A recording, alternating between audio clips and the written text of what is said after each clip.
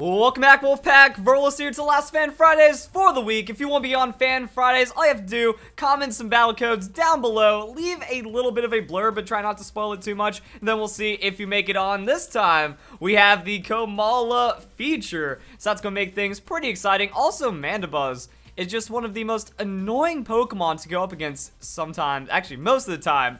So we're going to see how like Mandibuzz sets up for the Komala, maybe just provides some annoyance and frustration for the opponent that leaves an opening for the Komala. I don't really know what's going to happen here, but I'm excited to see the Komala since we don't see it too often, and it is still a pretty strong Pokemon. So now that is going to be the Mega Blastoise. Could be a little threatening onto the Mandibuzz. Like, I guess, you know, you just throw out some solid hits under a tanky Pokemon like that. But Mandibuzz is going for Tailwind.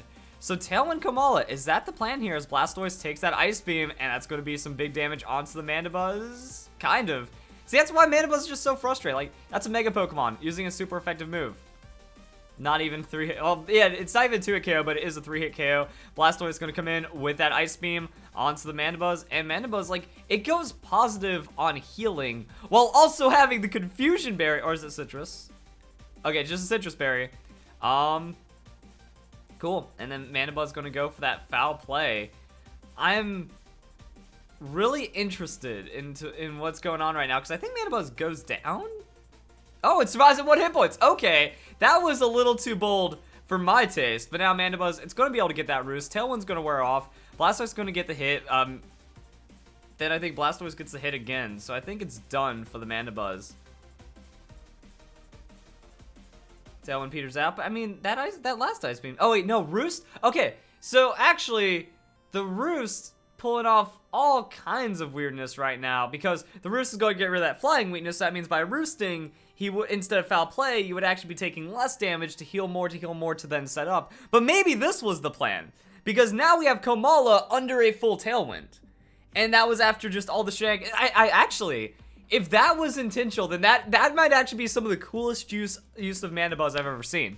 But now we gotta talk about Komala before I start talking about the... Oh my god, that's it? Just Sleep Talk Last Resort Choice Band Komala. I love it. Alright, that is... I've heard rumors, but that's how it goes. Oh, that's just absolutely filthy. I love it. So yeah, Choice Band, Choice Specs, or not Choice Specs, Choice Scarf, you know, Choice Komala is really good because you choice the Sleep Talk, and then you're getting the added effects, and then you can just choose your moveset. Do you want 1 move, 2 moves, all 3 moves that you can choose from? That's just a little too strong. How has it taken this long for this to make it on Fan Fridays, and how has it taken this long for me to actually, like, find out about this thing? Like, I knew about it, but I never went, that's cool enough to try out, because I should have been making this. This seems like something that's right up my alley. I love it, and then that's it. The game ends just like that, huh?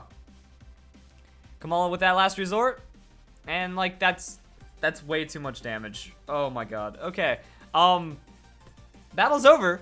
We gotta keep going.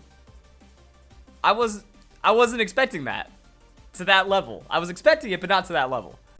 Okay, so I wanted to talk about all the weird stuff that's going on because I feel like this Mandibuzz is intentionally made to be as tanky as possible and then, you know, set up the Tailwind, have the outspeeds, play around the opponent exactly like that, and then make it to where Tailwind wears off as Mandibuzz is on very low hit points after already kind of chipping away at the opponent and then doing what it does. Because I feel like, you know, Mandibuzz, it's not, you can look at the moveset, the way that it's built, Tailwind, Foul Play.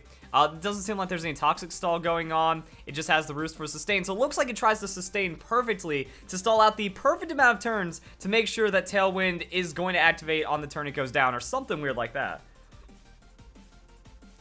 But now the opponent has a sturdy Pokemon and another sturdy Pokemon, so I don't trust it. The opponent is going for some kind of fear stuff, so how do we break the fear? Mandibuzz might be a way of doing it. So we have Sturdy Dwebble setting up Sandstorm, and then it's going to be the Shell Bell Fear Aeron. Okay, how's this team going to break that fear is the question, because I like what the opponent's going for right there. You know, the Sandstorm's going to happen, and then that way you can just kind of run it how you need to. The counter, kind of hilarious. I wish it would do more damage than just that, but good try for the opponent. And now the opponent has everything he needs. And the Aeron is also a really good Pokemon because you can't hit it with that Toxic. You can hit it with a burn. There's a couple of things that can really disrupt the strategy. But, I mean, Aeron has everything that it needs to do right now. But the Mandibuzz with the foul play... It's okay, so foul playing the Aeron is still enough, even with Aeron's own stats. Endeavor's bringing Mandibuzz down to 1 hit point, and then that's the Shell Bell into the stuff. So, oh wait, oh, that's something that you don't see too. Ooh, that might have screwed things up for the opponent. Yeah, like I don't think I've ever seen the Aeron sturdy shenanigans actually face the Citrus Berry. But is that still going to give Aeron enough health? Because the Citrus Berry gave quite a bit. Shell Bell is 1/8 of the damage done, so no. Now, if it was a quarter, yes. But so, okay. Citrus Berry actually ruins the strat more than I thought. Oh, the Sandstorm actually ended up wearing off. So the Dwebble, if he has the Sturdy, you got to have that Smooth Rock. He didn't run the Smooth Rock. Going to still bring the pain with that Aeron. And then the 1 hit point is not going to be enough to reset the Sturdy. And now, I guess the strategy kind of falls apart. That's just unfortunate. Like, normally you see the fear kind of go off a little harder. But yeah, just like... Alright, apparently that Mandibuzz also breaks fear. Good for Mandibuzz. And then Komala's going to Sleep Talk, and now you just have to deal with it. I got level 1 Pokemon. That's definitely not going to survive the last resort. Aeron goes down. And that brings us to Xerneas. And then... I'm pretty sure we one-shot the Xerneas. If we take down the Kyurem and the Rayquaza, I think Xerneas goes down as well, right? So come on, like the Sleep Talk last resort, it's so good. And also Sleep Talk has bonus PP, and it takes the PP of the Sleep Talk and not the actual move being called. So that means you actually get more last resorts somehow. The Xerneas surviving, but I guess that's kind of expected because the Xerneas might be going for the higher tankiness on that Geomancy setup. Like they do like weird hit point defensive some special, and then the speed carries over because they have like it's 97, 98 base speed, I think, on the Xerneas Evoltal. So doubling that means you don't really need that much investment, and you're still going to be incredibly scary. But it wasn't Power Herb, so he set it up, and then nothing happened, and then that happened. That's interesting. Also, you can like Z Geomancy and then just keep gaining the stats on top of the stats on top of the stats, but it wasn't enough and the opponent is going to go down. So, didn't quite work out. I can see what he was going for, like you just cheese as much as you can with the Fear strats and then Xerneas sweeps, but not when you're going up against Komala, apparently. Okay, so the next battle is queued up, but I forgot to state the obvious, and the obvious being that it is an Ultra Sun and Ultra Moon only moveset because of the last resort, but in my mind, like, I'm a specialist, you know? I love the last resort strategies. I've been seeing it for Fan Fries, I've been adapting it for my own play and stuff, and last resort is just straight up one of the best Pokemon moves in the game when you just build around it so well. So with that, you know, the last resort on the Komala, it wasn't a question of if, it was a question of when. When we got Pokemon Ultra Sun and Ultra Moon, when we got the tutors. So I was already committed to the idea of a last resort Komala or last resort anything in some way, but the sleep, it's just stronger. It's just stronger than I could have imagined. I'm surprised it took almost 2 months from the release of Ultra Sun, Ultra Moon to finally see this devastating beast. Like, look at that. That's a lot of damage. That's Komala. You just go Adamant Nature, Choice Band, Max Attack, Last Resort. That's it. You're done. You have 2 moves, so you always roll the Last Resort, and then you one-shot Legendaries. Rayquaza, gone. Garchomp. Garchomp is one of the just most naturally, stupidly bulky Pokemon. 108 on hit points, 95 on defense. Few things you're ever going to encounter are going to be tankier than that unless they're like a dedicated tank, in which case Komala feels no threat and then gets 2-shot, or does the 2-shot, like, you know, 2 shots to tank in return. And also, max out hit points, max out attack, not even Garchomp will be able to outrage 1-shot you. So we are dealing with some good trading potential. That's why we have the Tailwind, especially in 3v3s. 3v3 singles, you win instantly. And I mean, we could just run this stuff all day long. The Xerneas, what was the Xerneas? Because Xerneas has high amounts of hit, it's just that extra bit of hit points, which is why we didn't find that KO. 126 base compared to like the over 100 base that we see on the Garchomp. So just naturally tanky, sometimes finds the hit points and like defensive-ish investment. So maybe not, maybe a little too high of the hit point stat to take down the Xerneas. That's still ridiculous damage. That's a Komala being able to take on these Pokemon. So that's pretty good stuff right there. And now we are in for some fun because that's a double battle against legendary Pokemon. So how does this strat carry in the doubles? I mean, that's, like, we see the Tailwind step. So Mandibuzz still in there. Mandibuzz, it knows what to do. It knows how to win. We have the Zoroark lead, so that's going to be sneaky and have shenanigans all about it. And Mandibuzz Tangrowth. So yeah, like, I don't understand what the idea of having Zoroark disguise the Tangrowth is, but sure, play it. Have fun. Good luck, have fun. Do what you want. And now we see the Ultra Necrozma. I mean, Ultra Necrozma is a pretty frail Pokemon. If that Tailwind happens, you choice ban Komala, you're just going to win. Anyways, nasty plot on the Tangrowth. That's a little suspicious. I'm going to see how that plays out.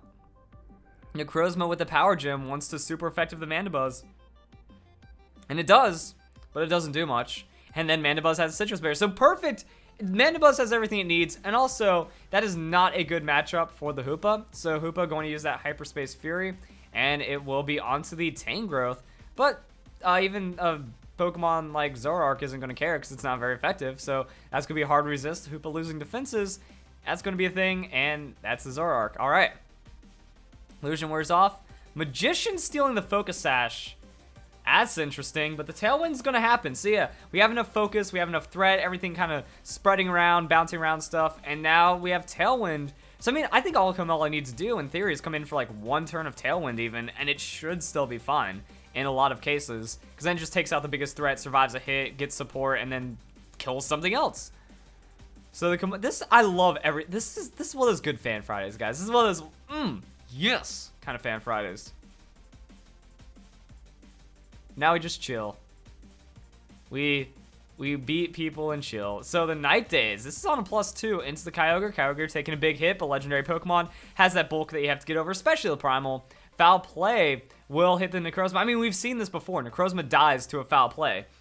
Like, it just Foul Plays itself to the face and it's gone. So that's one of the simplest, easiest counters. Any tank can do it. So Mega Necrozma ain't nothing, or Ultra Necrozma ain't nothing. We know that Rayquaza can't handle the Komala, so that's something. The Mega Rayquaza, I don't know what it gains defensively, so it might be a touch closer. Do I still have the, let me go and pull up the damage calculation so I can bring you guys the stats. It's a 87.5 chance to KO against the Rayquaza, so still looking pretty likely. Kyogre gets finished off. Mandibuzz comes in with that Foul Play, and like, yeah, you just hurt legendaries, yo. Foul Play works really well against legendaries. Noted. Focus Blast onto the Zoroark. That's gonna be enough to take it down.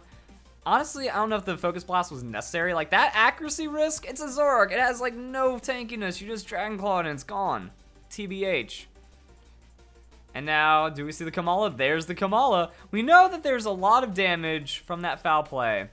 Hoopa's in though. Do we go for the last resort on the Hoopa? Or what? Also, Komala's just broken because it doesn't care about actually, I'm trying to figure out a lot of things. So I think that Komala's hit points are not 252 invested. So it might be speed investment to make use of the Tailwind and also have speed over tanks when Tailwind isn't up. That could be something. Mandibuzz comes in with that Foul Play, and then everything just kind of gets wrecked. Hoopa takes a big hit, not going to go down. That's going to be the Hyperspace Hole on the Komala. Komala survives it. Yeah, so Komala has enough bulkiness to where it can survive. The Fury, though, on the Tailwind petering out, that's going to be enough to take down the Komala. But I mean, with all that focus on the Komala, sure, Komala didn't get to be massive.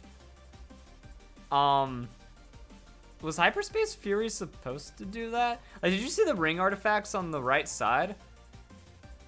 I don't know how that moves. I think that was wrong. I think that was a little broken. But either way, the game's over because then you have Mandibuzz, Foul Play support. Tangrowths could have still come in, and then we just see the Komala damage. So yeah, I was thinking about the Komala. Not hit point investment. That could be a thing. Just lots of damage overall. It survives and. Yeah, that's going to be the GG right there. So, guys, enjoyed Fan Fridays this week. Hope, guys, have a great day. Have a great week. Have a great weekend. Enjoy everything. Fan Fridays is pretty awesome. That Komala is everything I was hoping it would be and more. So, that's some pretty awesome stuff. And I'll see you guys in next week. Thank you very much for watching.